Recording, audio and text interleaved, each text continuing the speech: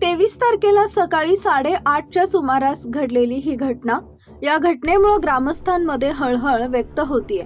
शिवाज्ञा उर्फ राधा दत्ता निर्मळ वय वर्ष 3 असं अपघातात मृत्यू झालेल्या चिमुकलीचं नाव असून स्कूल बस ही मानवत रोड येथील जिजाऊ ज्ञानतीर्थ विद्यालयाची विद्यार्थिनी होती.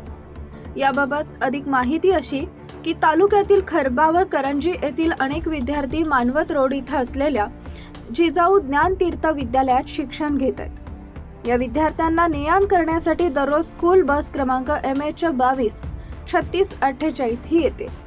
या शाळेत शिकत असलेल्या आपल्या शिवराज दत्ता निर्मळ वय वर्ष 5 या नर्सरीत शिकत असलेल्या नातवाला सोडण्यासाठी त्याचे आजोबा आसाराम निर्मळ हे आले होते. स्कूल बस जिथं थांबते तिथं नातवाला सोडून ते नातीला घेऊन शेतात पायी निघाले होते. जुन्या पाण्याच्या टाकीजवळ पाठीमागून करंजी या गावी जाणाऱ्या जिजाऊ ज्ञानतीर्थ विद्यालयाच्या स्कूल बस चालकानं गाडी निष्काळजीपणानं व भरधाव वेगानं चालवत राधा निर्मळ या चिमुकलीस जोराची धडक दिली. या झालेल्या अपघातात डोक्यावरून चाक गेल्यानं चिमुरडीचा जागीच मृत्यू झाला.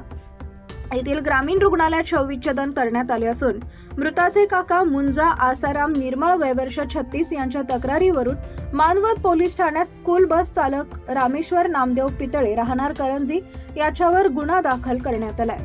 दरम्यान पोलिसांनी संशयित आरोपीला अटक केल्याची माहिती पोलीस निरीक्षक संदीप बोरकर यांनी दिली आहे.